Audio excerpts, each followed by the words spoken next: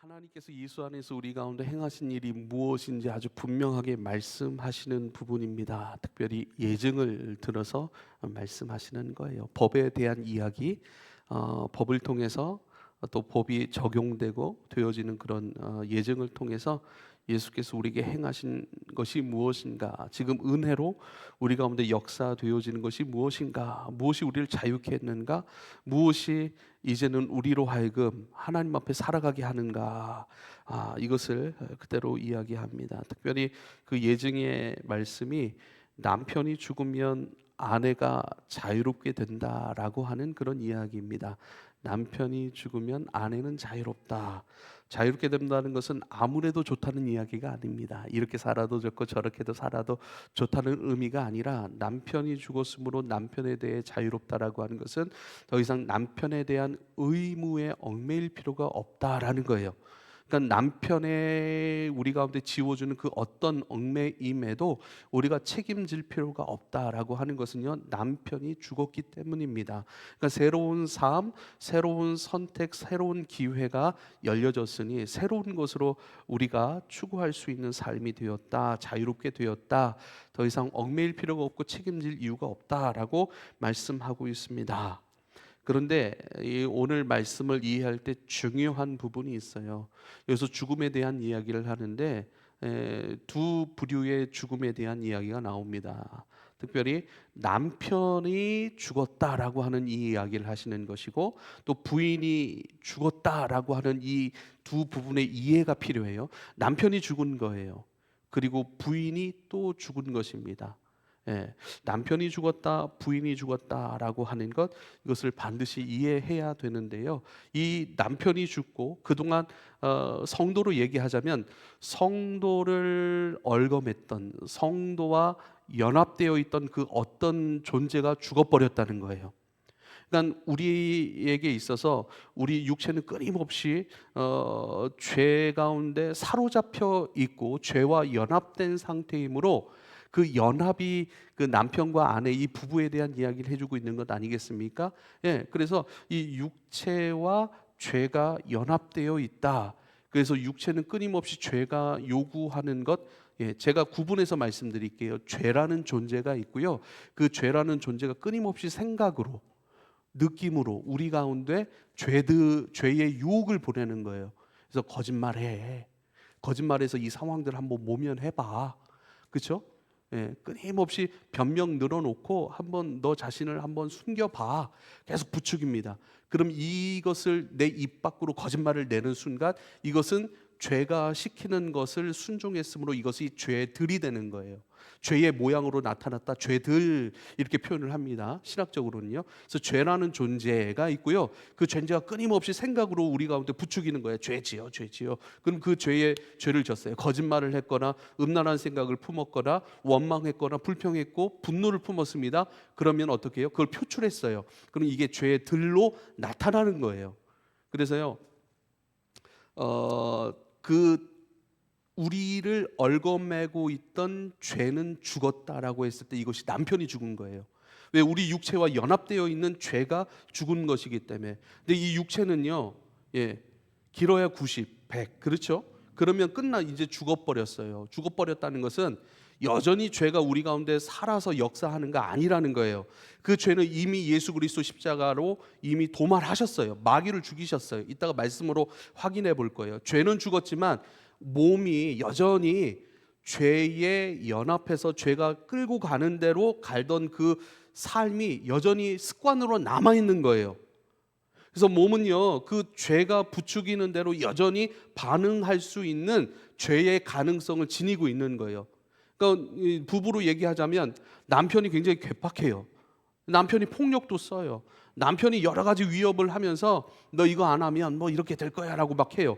그 남편이 이미 죽어버렸어요. 죽었는데요, 그 아내가 여전히 남편이 살은 줄 알고 예전에 남편이 살았을 당시에 나한테 요구했던 것들, 부당하게 요구했고 나에게 아주 강압적으로 폭력적으로 했던 그 것들을 여전히 생각하고 있는 거예요. 그래서 그렇게 살면 안 되는 줄 알고 늘 끌려가는 거예요.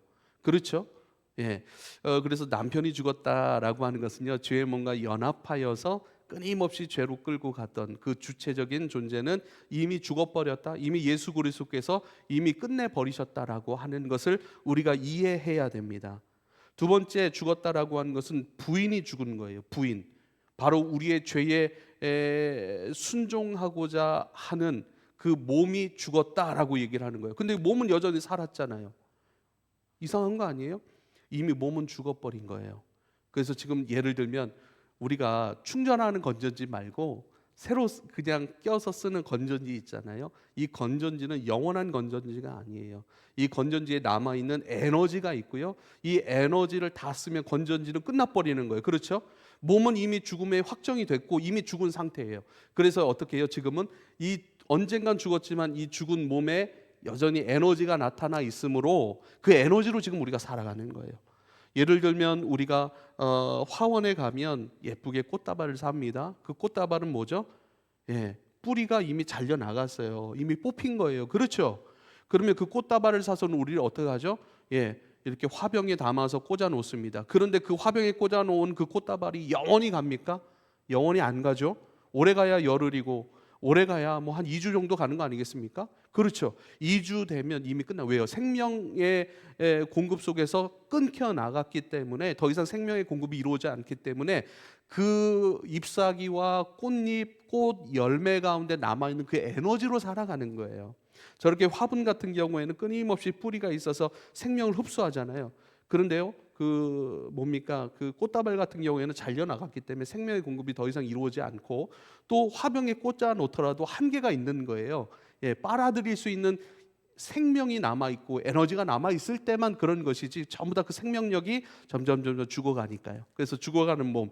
그래서 지난주 6장에서는 죽을 몸 이렇게 표현합니다. 죽을 몸. 그것을 가지고 죽음을 기다리지 말고 죽을 몸을 가지고 어차피 죽을 몸, 죽음이 결정되어 있으니까 죄 짓자라고 하지 말고 너희 죽을 몸은 어떻게 해요? 하나님께 대하여 산 자로 하나님께 의의 무기로 드리라. 죽을 몸이기 때문에 하나님 앞에 의롭지 못한 불의의 것이긴 하지만 성경의 말씀 그대로 불의한 제물로 친구를 사라. 그 친구들이 너의 처소, 영원한 처소로 너희를 인도할 것이다 라고 했던 것처럼 죽을 몸이지만 이 죽을 몸을 가지고 하나님을 예배해요. 할렐루야. 하나님께 반응해요. 또 하나님의 소원이 심겨졌으니 그 소원을 우리가 잘 깨닫고 또 그 소원을 말씀으로 듣고 그 소원에 내 몸을 사용해야 하는 거예요. 그래서 내 몸을 하나님의 소원, 하나님의 뜻, 하나님의 말씀 가운데 드려지고 반응함으로 말미암아. 그렇죠. 이미 죽을 몸이지만 이것을 가지고 어떻게 해요? 하나님 나라를 사버리는 거예요. 하나님 나라. 그래서 좋지 않은 너의 소유물을 가지고 좋은 진주를 구하는 것과 같다. 뭐가요? 천국이에요. 할렐루야. 천국은 좋은 진주를 구하는 것 같대요. 너의 소유를 다 팔아서 진짜 진주를 발견하였다. 가치 있는 진주를 발견하였으면 너의 소유를 다 팔아서. 우리 소유가 뭐예요? 이 몸뚱이잖아요. 그렇죠? 이 몸뚱이, 이 에너지 다 팔아서 가장 존귀한 하나님 나라 그 생명을 구하고 찾는 것, 이것이 바로 천국이니라 이렇게 말씀하시는 것입니다. 로마서 6장 6절에 이렇게 말씀하네요. 우리가 알거니와 우리의 옛사람이 예수와 함께 십자가에 못 박힌 것은 죄의 몸이 죽어 다시는 우리가 죄에게 종노릇하지 아니하려 함이라 말씀하세요. 아주 귀한 말씀이에요. 우리의 옛사람이 예수와 함께 십자가에 못 박힌 것은, 우리는 예수님과 함께 십자가에 못 박힌 적이 없어요. 여러분, 누가 예수님과 함께 십자가에 못 박혔습니까? 이것은요, 예수님의 십자가는요, 예수님 홀로의 십자가가 아니라 예수님의 십자가, 죽음, 그 모든 것을 우리에게 허락하셨다는 거예요. 우리가 직접 고난당하거나 직접 죽진 않았지만 예수님이 나의 죄의 몸을 대신해서 죽으신 저 십자가를 나를 대신해서 죽으신 것이구나라고 믿음으로 붙들면 예수님의 죽음이 나의 죽음이 된다라고 하는 거예요. 할렐루야. 예수님의 죽음을 나에게 주시는 거예요. 그럼 우린 죽어야 돼요. 우리에겐 죽음이 필요하기 때문이죠. 왜 그렇죠?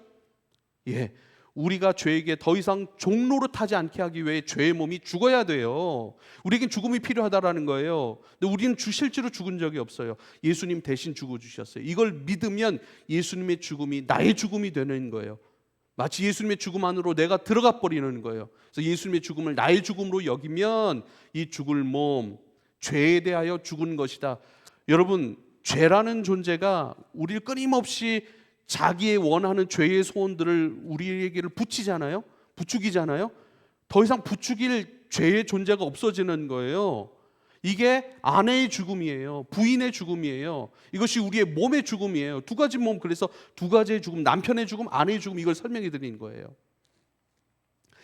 예수와 함께 십자가에 못 박힌 것은, 성경은 뭐라고 얘기를 해요? 우린 주님과 함께 못 박힌 적이 없는데, 아니야, 너는 못 박힌 적이 없지만 나의 죽음을 너에게 준 사건이 바로 십자가야. 믿음으로 그 십자가를 붙들어야 해. 그래야 너에게 필요한 죽음이 임하고, 그 죽음 때문에 죄는 더 이상 흔들 내가 없어지는 거예요. 부추길 죽음의 몸이 없어지는 거예요.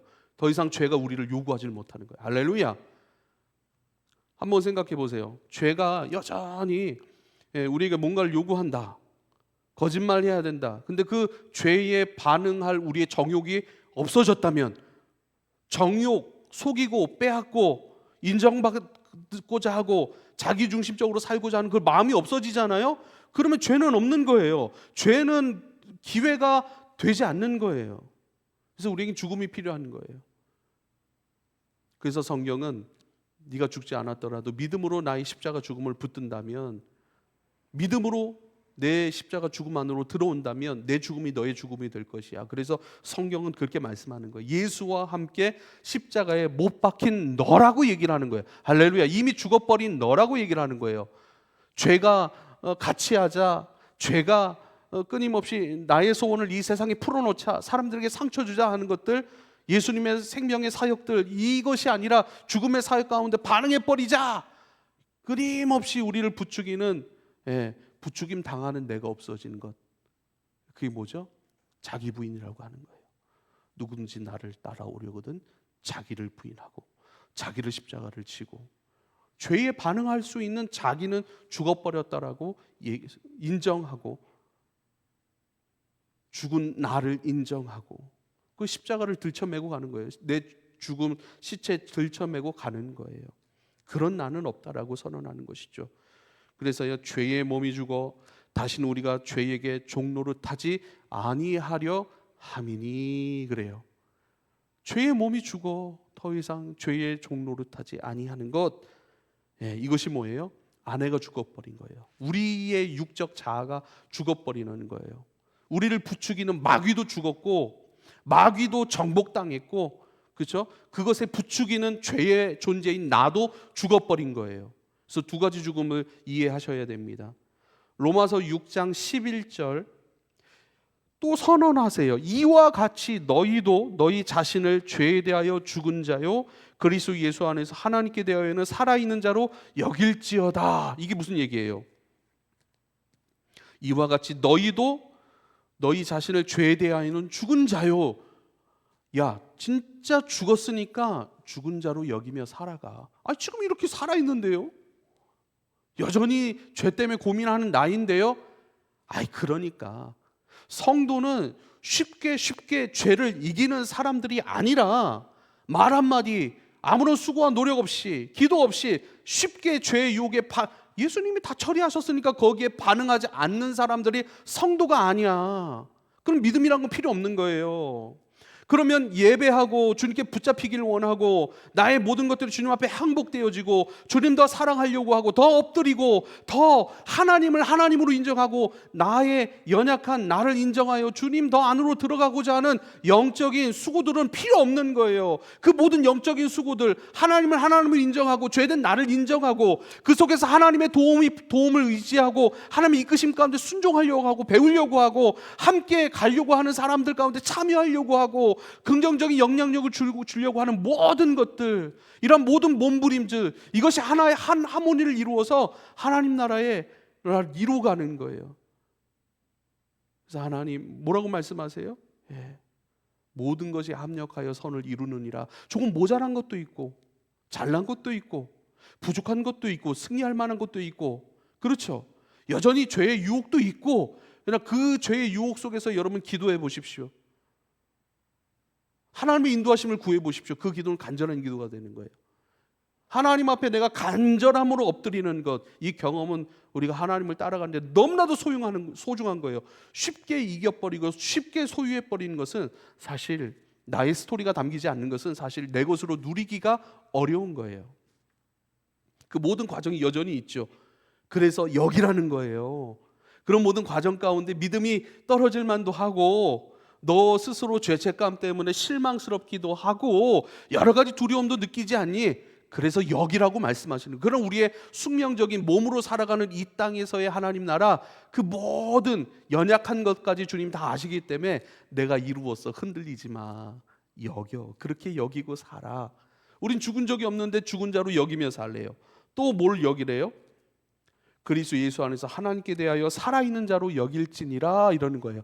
이제는 이게요, 그리스도 예수 안에서 하나님께 대하여 살아있다라고 하는 것은요, 자, 죽었으면 하나님과 연합을 못해요. 그리고 죄와 연합한 상태에서는요, 하나님과 연합을 못해요. 이건 불법이에요.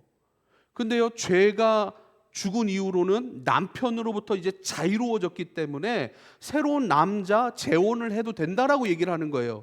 그러니까 죄와 분리가 됐고, 죄가 죽어버렸고, 그리고 죄에 붙잡혀 사는 내가 죽어버렸고, 분리가 된 거예요.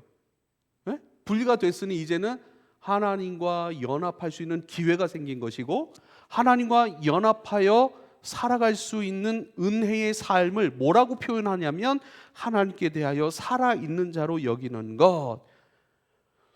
하나님 앞에 살았어요. 하나님과 연합할 수 있어요. 죽으면 책임을 지지 못해요. 그죠? 죽으면 책임지지를 못해요. 그런데요, 살아있다는 것은 책임진다는 거예요. 하나님 앞에 내가 살아있다? 그러면 하나님 앞에 내가 책임져야 될 거룩의 삶, 은혜의 삶, 하나님 앞에 책임져야 될, 그래서 그리스도의 남은 고난을 내 육체에 채운다. 교회를 위한 그리스도의 남은 고난을 내 육체에 채운다. 이게 사도 바울의 고백 아니에요. 죄를 위한 고난은 더 이상 예수님 다 지으셨기 때문에 내가 짊어져야 될 고난은 더 이상 없어요. 죄에 대하여서는 주님이 다 끝내셨기 때문에. 근데 교회를 위한 남은 고난, 교회를 위해서 이러한 수고는 네가 감당해 주면 좋겠는데 하고 우리에게 남은 수고를 남겨놓으셨대요. 그건 우리의 책임이죠. 그걸 뭐라고 얘기를 해요? 억지로 지는 십자가가 아니라 마땅히, 주님, 나를 다시 살게 하신 주님, 사랑이 풍성하신 주님, 은혜가 풍성하신 주님, 기꺼이 내가 주님과 함께 주님 안에서 주님 공급하시는 생명, 그 능력으로 내가 감당하겠습니다 라고 하는 기쁨의 책임, 은혜의 책임인 것이죠. 그래서 하나님께 대하여 산 자, 하나님의 은혜를 깨닫고 그 은혜와 그 공급 속에서 하나님의 나라가 이 땅 가운데 세워지는 것, 하늘에서 이루어지는 아버지의 뜻이 땅에서도 이루어지는 그 일들을 위하여 기꺼이 기쁨으로 하나님 앞에 책임져가는 은혜의 책임자들, 이게 바로 성도인 것이죠. 하나님 앞에 산 자로 여기며 하나님 공급하시는 그 능력과 힘으로 말미암아 이 땅에서 감당해야 될 은혜의 책무들, 은혜의 책임들을 다하는 삶, 그 삶을 추구하라고 말씀하고 있습니다. 죄는 무엇입니까? 죄는요, 죄는 죄와 하나가 되는 거예요. 죄를 나의 남편 삼아, 부부가 하나이듯이 죄를 나의 남편 배우자로 삼아서 죄와 결탁하고 죄 앞에 살고 죄 안에 살고 죄가 시키는 일들에 순종하는 것이 죄. 이것을 다른 표현으로요, 하나님 없음, 이게 죄라니까요.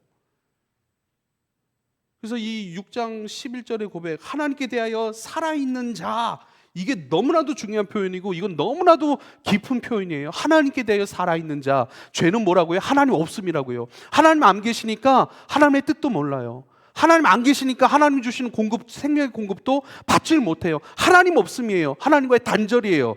죄와 결탁하고 죄가 주는, 죄를 저지를 수 있는 힘과, 죄도 짓는데 지혜가 있는 거 아시죠, 여러분? 교묘하게 말하고, 교묘하게 불평하고 원망하고, 교묘하게 찾아 들어와 갈라치게 하고, 그렇죠? 이 죄에 대하여 아주 지혜로운 사람들이 있어요. 그러니까 내가 하나님 없이 살아가는 것에 있어서 아주 영리하고요, 아주 부지런하고요, 아주 지혜로운 일들이 있다니까요. 하나님 없으면 죄예요. 그럼 하나님께 대하여 살아있는 자, 하나님 앞에 산 자로, 하나님 말씀하시니 그 말씀, 하나님 앞에 살아있으니 하나님의 것에 책임지는 사람, 은혜의 책임자들, 이게 뭐예요? 하나님 있음, 하나님 안에 살아감, 하나님 앞에 살아감. 이게 뭐예요? 이게 죄에 대하여 자유로워짐, 하나님께 대하여 산 자. 죄 없음은 하나님 없음인데 이제는 하나님 없음이 아니라 하나님 있음, 하나님 내 앞에 모심, 하나님을 내 앞에 모셨으니 하나님의 음성을 듣고 하나님의 뜻을 보고 하나님 살아계심을 경험하면서 이제는 어떻게 해요? 하나님께 대하여 살아가요. 시편 말씀이 또 생각났어요. 시편 16편 8절, 내가 여호와를 항상 내 앞에 모심이요 그가 나의 오른편에 계심으로 내가 흔들리지 아니하리로다. 당연하죠. 주님이 내 오른편이세요. 오른편에 계세요.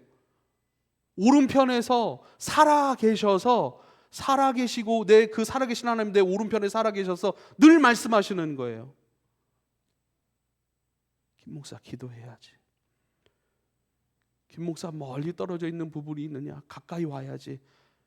김 목사 이것은 이렇게 처리하면 좋겠는데, 김 목사 힘을 내면 좋겠는데, 김 목사 이것을 붙들고 기도해. 김 목사, 네, 옆에서 계속 말씀. 그래서 좌로나 우로나 치우치지 아니해요. 흔들리지 아니해요. 왜요? 고난 이런 게 아니에요. 주님의 길 가는데 고난 없는 거 봤습니까? 우린 고난 없는 삶 막 기도하죠. 근데 고난은 늘 있더라고요. 근데 고난 상관없어요. 잘 되나 잘 못 되나 이거는 우리 편에서의 상황인 것이고, 고난이 있어도 어떻게 해요? 가야 할 길 가는 거예요. 흔들림 없이 가야 할 길 가는 거예요. 그게 은혜고 복이에요. 아무리 고난이 있고 아무리 상실이 있고 아무리 넘어짐이 있더라도 내가 가야 할 길하면 내가 가는 거예요. 내가 가야 할 길을 갖고 있는 사람, 내가 가야 할 길을 듣고 경험하고 가야 할 길을 분명히 알고 걸어가는 사람을 행복한 사람이라고 얘기를 하는 거예요. 할렐루야. 아니 얼마나 행복하면 그 길 가면 뻔히 넘어질 거 아는데 그 길 걸어갑니까? 그래서 하나님 앞에서의 산자, 하나님께 대하여 책임져 가는 사람들, 하나님을 앞에 모시고 우편에 계신 그 주님의 말씀 따라 순종하며 걸어가는 것 상관없어요. 주님이 말씀하셔서 가라고 하시니 가요. 그렇게 가는 사람들은 고난이 와도 행복하죠. 옛날에 우리 독립투사들 한번 생각을 해보세요. 가누면 죽는 길이고 가난해지는 길이고 쫓기는 길이고 전쟁의 길이고 배고픈 길이고 자신만 그럽니까? 자기 처자식들 집안 모두가 풍지박살 나는 길일지라도 그 길 가면서 행복한 거예요. 포기하지 않는 거예요. 왜요? 이 나라, 이 민족이 자유롭게 되는 것, 그것이 나의 목적이고 그것이 나의 행복이니까 그 길 가는 거예요. 죽더라도 가는 거예요. 할렐루야. 하나님 앞에 산 자로 여기고 죄에 충성하는 것이 아니고 죄에 반응하는 것이 아니라 하나님께 반응하는. 왜요? 이제 죄는 죽었어. 남편은 죽었어. 죄는 죽었어. 너를 부추기는 죄는 죽었어. 이제는 죄에 반응하는 사람이 아니라 하나님께 반응하는 사람 됐으니 하나님께 반응해야지라고 말씀하는 거예요. 남편이 죽었다라고 얘기를 했습니다.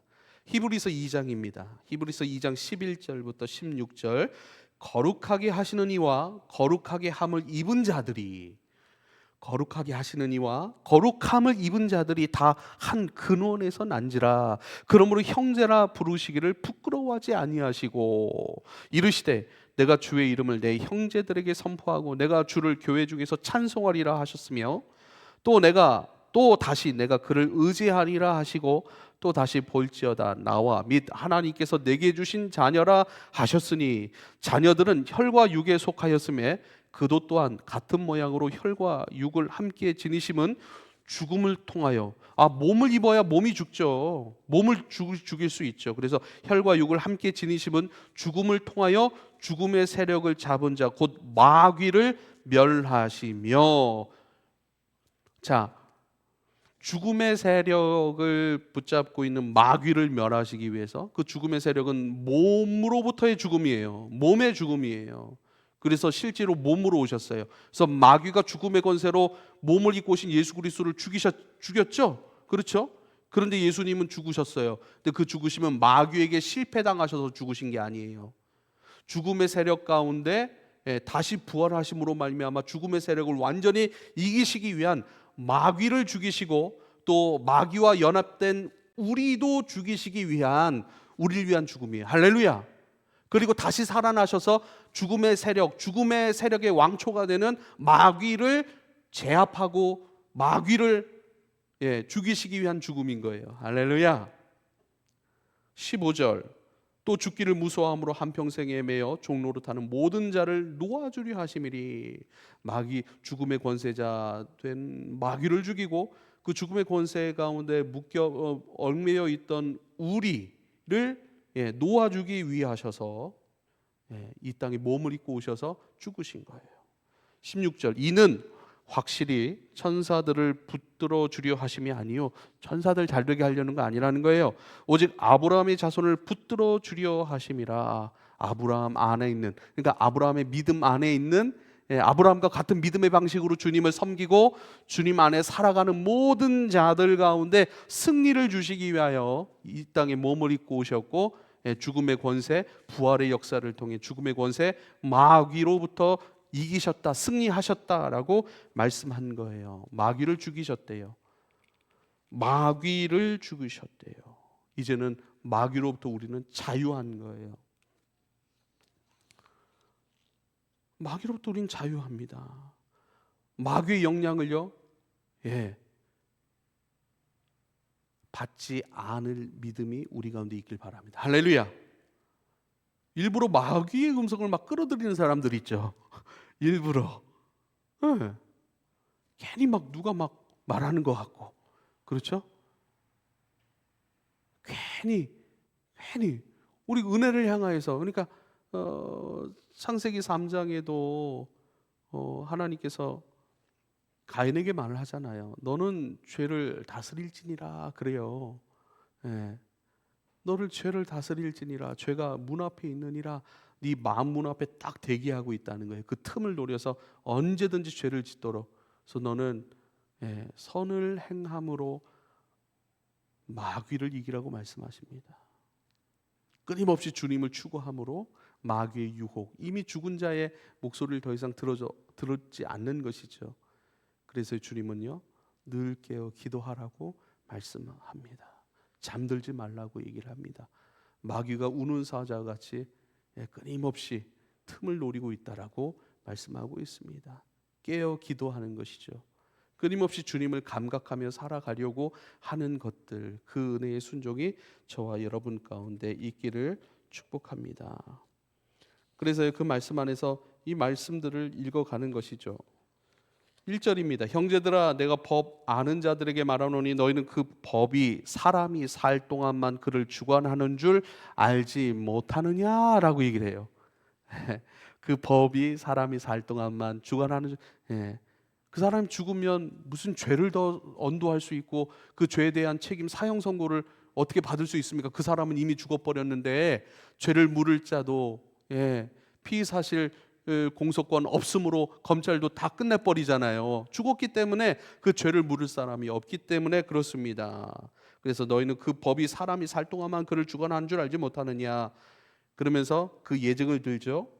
남편이 있는 여인이 그 남편 생전에는 법으로 그에게 매인바 되나 만일 그 남편이 죽으면 남편의 법에서 벗어나느니라 그래요. 그래서 두 가지의 죽음을 말씀하고 있는 거예요. 남편이 죽었대요. 여기서는 남편이 죽었기 때문에 남편의 법으로부터 자유롭대요. 벗어났대요. 더 이상 남편의 의무 가운데 반응할 수 있는 내가 없기 때문이에요. 그러니까 나의 죽음을 이야기하고 있는 것이죠. 그 남편의 죽음을 이야기하고 있는 것이죠. 마귀의 죽음을 이야기하고 있는 것이죠. 그러므로 만일 그 남편 생전에 다른 남자에게 가면 음녀, 그러나 만일 남편이 죽으면 그 법에서 자유롭게 되나니 다른 남자에게 갈지라도 음녀가 되지 아니하느니라. 그러면 형제들아 너희도 그리스도의 몸으로 말미암아, 그리스도의 몸은 십자가인 것이죠. 그리스도 예수의 십자가 죽으심으로 말미암아 율법에 대하여 죽임을 당하였으니, 율법에 대하여 죽임을 당했다라고 얘기를 하는 것은 더 이상 그 율법에 책임지지 않아도 된다, 율법의 책임 가운데 자유로워진다라고 얘기를 하는 거예요. 그 율법은 하나님의 말씀이잖아요. 근데 하나님의 말씀으로부터 자유로워진다는 것은 하나님의 말씀을 지킬 필요가 없다, 이런 의미가 아닌 거예요. 이 율법, 여기서 율법이 의미하는 것은요, 인간의 수고와 노력과 지혜와 능력으로 이뤄낼 수 있는 모든 것을 얘기하는 거예요. 하나님 없음을 얘기하는 거예요. 하나님이 없고, 하나님이 없음으로 말미암아 하나님의 공급도 없으니까 제한된 한계적인 인간의 것으로만 살려고 하는 거예요. 그래서 율법에 대하여 죽임을 당했다. 잘 들으세요. 율법은 끊임없이 우리에게 뭔가를 요구합니다. 뭘 요구하는지를 아세요? 율법은 우리에게 이거 지키라, 저거 지키라, 이거 해야 된다, 이렇게 살아야 된다. 뭐죠? 완전함을 요구해요.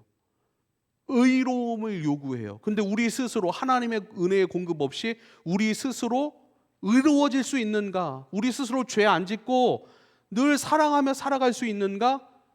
없다는 거예요.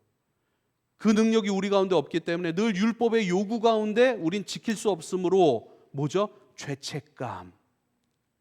그리고 그 죄책감을 지워보려고, 그 죄책감의 한계를 뛰어넘어가 보려고 나는 괜찮은 사람으로 끊임없이 막 꾸미잖아요. 그 죄책감을 어떻게 가려보려고 더 나은 사람으로, 또 괜찮은 사람으로 끊임없이 나를 꾸며보려고 하고, 또 하나님의 능력과 공급하시는 생명이 아니라 나의 것으로 이 죄책감을 해결해 볼까 하다가 또 열심히 죄 안 지으려고 노력하는데 또 넘어져요. 그럼 죄책감이 더 깊어져요.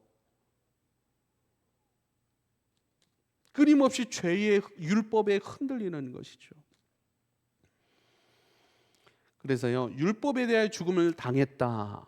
우리 스스로 뭔가 나아져야 되고, 우리 스스로 합격점을 받을 수 있고, 우리 스스로 하나님 나라에 합당한 사람이 되려고 하는 인간의 수고와 인간의 모든 것들을 내려놓아도 된다라고 얘기를 하는 거예요. 그것을 얽매이지 말라 말씀하는 거예요.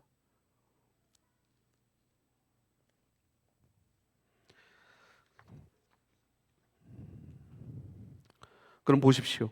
5절입니다. 우리가 육신에 있을 때에는 율법으로 말미암는 죄의 정욕이, 이거 중요해요. 율법으로 말미암는 죄의 정욕이라고 얘기를 해요. 죄는 뭐라고 그랬죠? 하나님 없음이라고 얘기를 했어요. 죄의 정욕은 뭐예요? 하나님이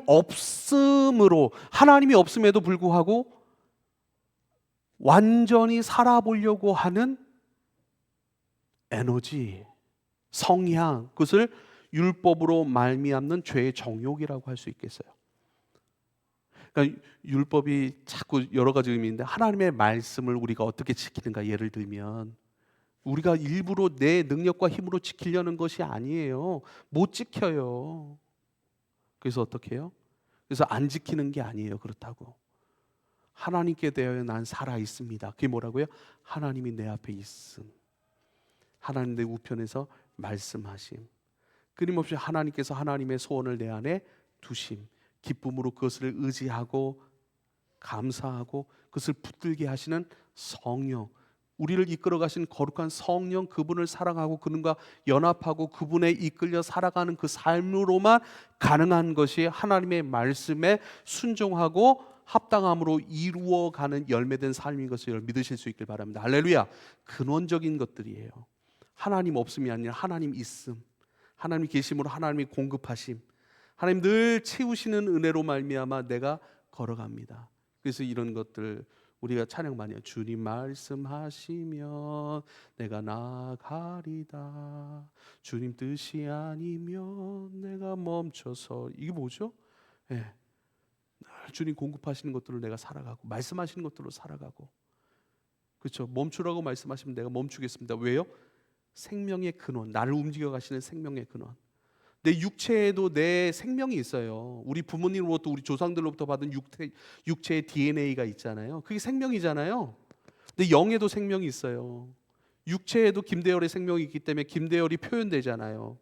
근데 내 안에도 하나님의 생명이 계시기 때문에 그 생명이 나를 이끌어 가시는데, 그것이 나아가라고 말씀하시면 나아가는 것이고, 멈추라고 하며 멈추는 것, 그 하나님 앞에 반응하는 삶으로서의 추구가 진정한 율법, 하나님의 소원, 하나님의 뜻에 순종하는 우리의 삶이라고 할 수 있습니다. 할렐루야.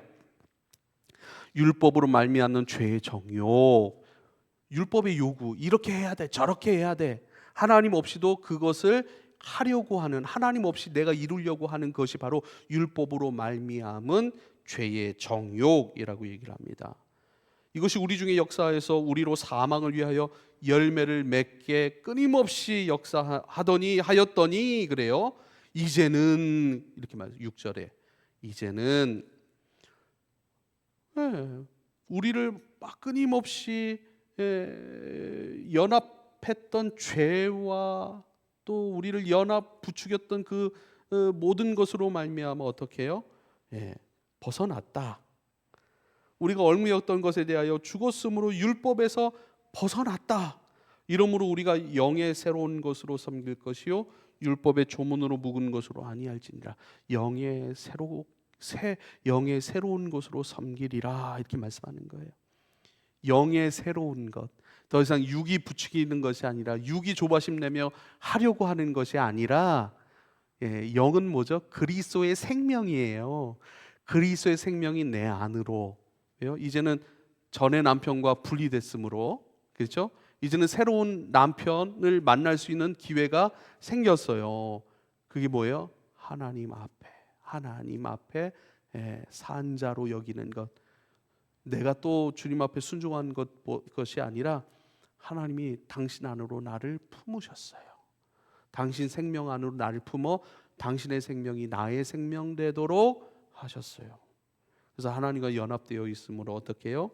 그 영이신, 내 안에 생명으로 존재하신 그 주님께서 우리 가운데 끊임없이 부추기시는 성령의 새롭게 하시는 새로운 생각들, 내 옛 자아의 생각들이 아니라 성령의 새로운 생각들, 성령의 소원들, 성령께서 우리 가운데 말씀하시는, 왜요? 하나님께 대하여 살아있고 하나님의 그 생명이 내 안에 나를 주장하고 계시므로 하나님을 들을 수 있고 하나님을 감각할 수 있고, 그렇죠. 그러므로 영의 새로운 것, 그 영이 도전하는 하나님의 나라에 우리가 순종할 수 있고 섬겨갈 수 있다라고 말씀하시는 것입니다.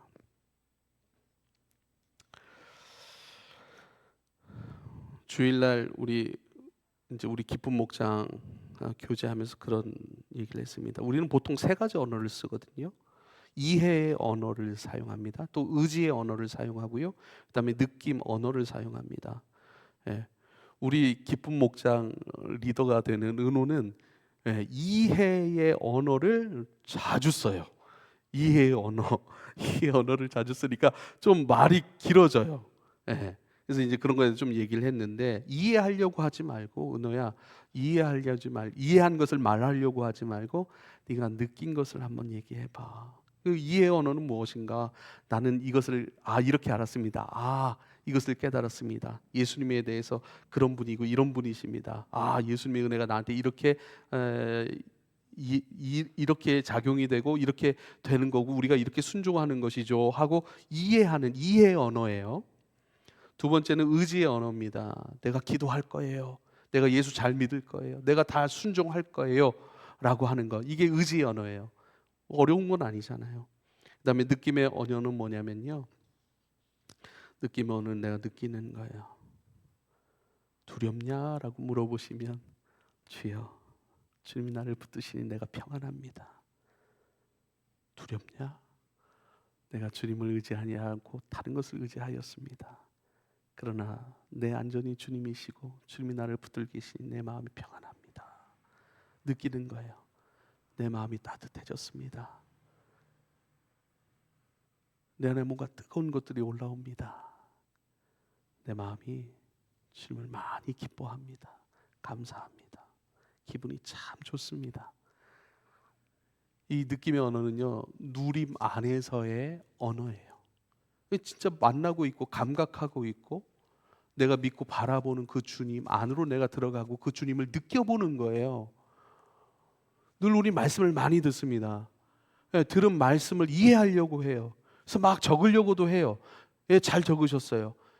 필기 잘 하셨습니다. 적으셨으면 내가 적은 그 말씀 안으로 들어가 보세요. 그래서 말씀하신 주님 앞에 서 보세요. 그리고 말씀하신 주님께서 내게 주시는 그 질문 따라 대답을 해보세요. 그러니까 주님이 말씀을 설교로 지금 말씀이 선포되잖아요. 선포된 말씀을 이해하려고 하는 것이 아니라, 그렇죠? 이제는 잘 적으셨어요.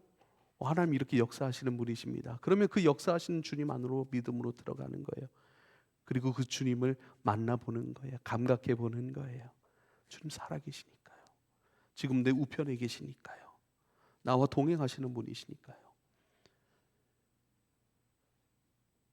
이러므로 우리가 영의 새로운 것으로 섬길 것이요, 영의 새로운 것으로 섬길 것이요. 율법 조문, 율법 기록된 그 율법의 말씀, 그것이 아니라 이렇게 해야 돼, 저렇게 해야 돼. 그것이 아니라 해야 되는 인생이 아니라 그러한 우리의 인생을 이끌어 가시는 그 주님을 느끼는 인생, 누림의 인생, 이게 바로 영의 새로운 것에 대하여 반응하리라. 성령께서, 내 안의 영, 성령께서 끊임없이 부추기시고 역사하시고 말씀하시고 따뜻하게 하시고 품에 안으시고 용서하시고, 주님이 용서하셨다라고 한다면 하나님이 용서하시는 하나님, 내 죄를 용서하신 거 제가 알고 있습니다. 그것도 귀하지만 용서하시는 하나님 안에 내가 들어가고 머물러 보고 용서하신 하나님 품에 안겨봐서 그 용서하심 안에서 자유로워 보는 거예요. 박성준 형제, 거기서 진짜 자유하게 될 거예요. 그게 경험이에요. 이해가 아니라 경험이에요. 은혜는 경험이에요. 우린 너무 지금 이렇게 이해한 것에 대하여 은혜 받았다고 알고 있는 게 되게 많아요. 아니에요. 경험해 보는 거예요. 용서하시는 하나님 안에, 품 안에 안겨보는 거예요. 그 품이 어떻습니까? 따뜻한데요. 그 품이 어떻습니까? 자유로워진 느낌입니다. 그래서 느낌 언어를 쓰세요. 느낌 언어를 쓰세요. 율법 조문이 아니라 영의 새로운 것, 영이 끊임없이 우리 가운데 기회를 주시고 도전하시는 새로운 하나님 나라, 바로 누림의 것으로 경험하십시오. 그 누림의 것들을 추구하십시오. 그 누림의 것들에 순종하여 가십시오. 할렐루야. 그럴 수 있다는 거예요.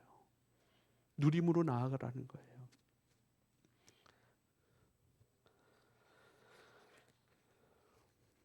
사랑하는 여러분, 우리가 섬길 것은 분명합니다.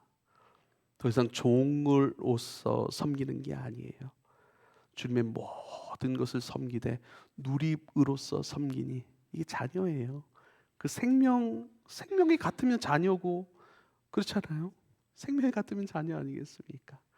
주님의 영의 새로운 것들로 하나님 앞에, 하나님 안에서 하나님이 공급하시는 바로 하나님으로 말미암아, 하나님 앞에서 하나님 안에서 공급하시는 하나님으로 말미암아 영의 새로운 것들 가운데 여러분 섬길 수 있는 믿음의 사람, 믿음의 세대, 그걸로 살아갈 수 있고, 그걸로 일으킬 수 있고, 그걸로 회복할 수 있고, 그걸로 흔들리지 아니하는 믿음의 세대, 영의 새로운 것의 기회와 도전 속에 늘 기쁨으로 순종하는 것, 이렇게 살아야 돼가 아니라 그 생명으로 인하여 사라지는 삶, 해야 되는 게 아니라 하게 되는 삶, 그렇죠?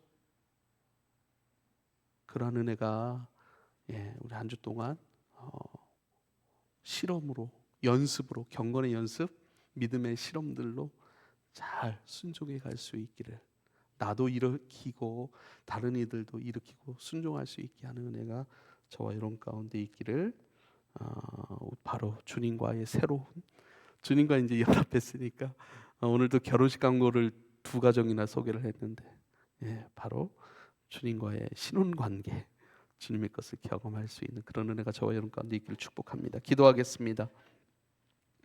주의 사랑을 이해하는 것에서 멈추지 않게 하시고 주의 사랑을 느끼고 또 주의 사랑을 행동할 수 있는 사람, 영의 새로운 것들 성령께서 새롭게 도전하시는 하나님 나라에 대하여 순종하고 또 반응하고 또 산자임으로 하나님 앞에서 또 하나님 안에서 또 하나님으로 말미암아 살아가는 영의 사람들이 되게 하옵소서. 예수님의 이름으로 기도하옵나이다.